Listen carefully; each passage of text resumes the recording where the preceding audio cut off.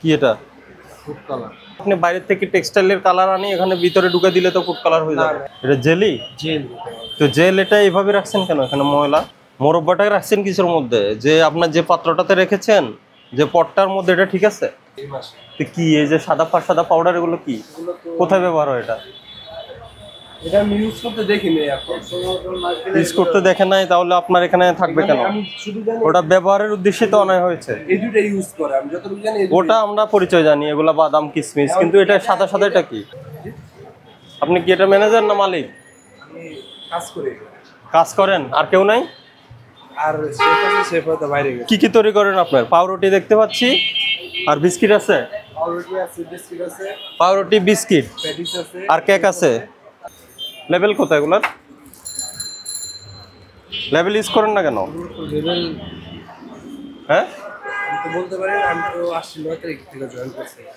আর BST licence কই এগুলো? এগুলো করতে বিএসটি লাইসেন্স লাগবে। আছে লাইসেন্স আছে? আর কেন ওই যে ওই এদিকে আসেন, এই কোটাটা বের করেন, ওই সাদা কোটাটা বের করেন, খোলেন। এখানে কি ভিতরে? কি এটা? Food colour. কি ফুড কালার? হ্যাঁ, কোথা থেকে আনছেন এই ফুড কালার? কোথা থেকে আনছেন এটা, এই ফুড কালার? ফুড কালার বাজার থেকে আনে। কোন বাজার থেকে? এখন কোন বাজার থেকে আনে এটা কি ক্রয়ের রসিদ আছে? কোথা থেকে আনছেন? এটা এখন ভাই বলতে পারবো, আমি তো বলছি না, এখন তো আপনি বাইরে থেকে টেক্সটাইলের কালার আনি এখানে ভিতরে ঢুকে দিলে তো ফুড কালার হয়ে না যাবে। না, এটা ডিব্বা ডাইরেক্ট কিনা আনি। হ্যাঁ? মানে হেয়ার কাছে স্লিপ আছে আর কি, একে ফোন দিলে পাওয়া যাবে। এটা কি কোন দেশি? এটা কোথা থেকে আসছে? এটা স্যার হাজারিবাগ। আচ্ছা, এটা এখানে রাখেন, ওই যে ওটা বের করেন নিচের, এটা রাখেন, ওই যে আরেকটা বের করেন। ওটা কি? ওখানে কি? এটা কি? এটা তো আমি জানি না। এটা কি? কোথায় কেকে ব্যবহার করেন এটা? এটা জেলি? জেল। তো জেল এটা এইভাবে রাখছেন কেন এখানে ময়লা মধ্যে? এটা কেকে ব্যবহার করবেন? না, এটা এই কেক তো বানায় না। এটা কি? এটা কি বাটার?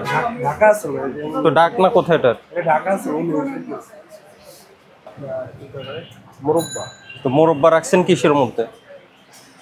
মোরব্বাটাই রাখছেন কিসের মধ্যে? যে আপনার যে পাত্রটাতে রেখেছেন, যে পটটার মধ্যে, এটা ঠিক আছে? তো এখন আমি কি বলবো, সেফ যারা আছে তারা এখানে রাখে। এটা কি শেপরা রাখছে এভাবে? আমি আইসা দেখি তুমি নাই। এটা খোলেন কোথা থেকে? আমি বাজার করতে গেছিলাম তো। কি এটা ছিল? কি ছিল আগে? ছিল কি? ওই যে চেরি? বলে না? হ্যাঁ, চেরি। এটা ছিল, এখন ও চেরি কি লেখা আছে এটা? না, এটা তো চেরি ডিবা না, এটা অন্য ডিবা। মানে এই ডিবাতে রাখছেন? ডিবাতে use তাহলে ওই প্যাকেটটা কই? চেরির প্যাকেটটা কই? ওটা তো স্যার আমি জানি না। আপনি জানেন না? আমি মাত্র এই যে রাখেন, এটা রাখেন, রাখেন। ওই যে ওটা বের করেন, ওগুলা বের করেন। বাদাম কিশমিশ নিচে কি? নিচে বাদাম কিশমিশের নিচে কি?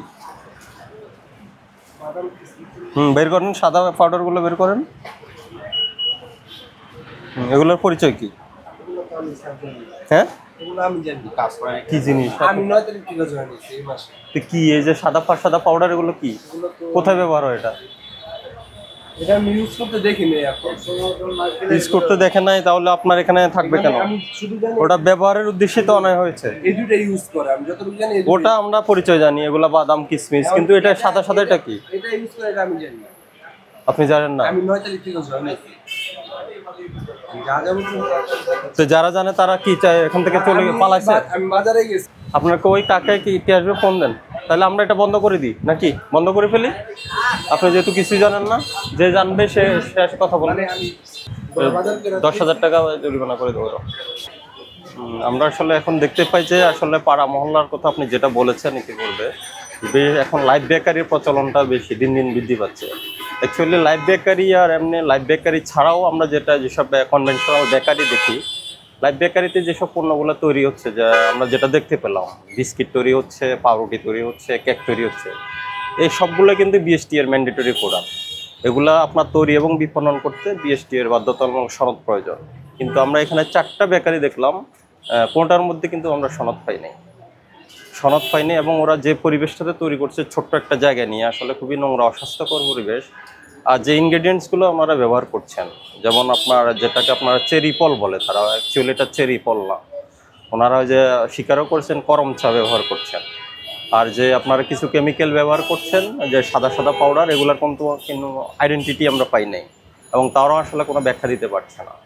এবং যে ফ্রিজের মধ্যে যে খাবারগুলো সংরক্ষণ করছে, আমরা দেখলাম যে এখানে আপনার কাঁচা চিকেন, রক্তযুক্ত চিকেনের সাথে উনি বাটার সংরক্ষণ করছেন। এই যে অস্বাস্থ্যকর পরিবেশ এবং কিছু আনআইডেন্টিফাইড কেমিক্যাল ওনারা ব্যবহার করছেন, ইনগ্রিডিয়েন্ট ব্যবহার করছেন, এটা আসলে জনস্বাস্থ্যের জন্য ক্ষতিকর।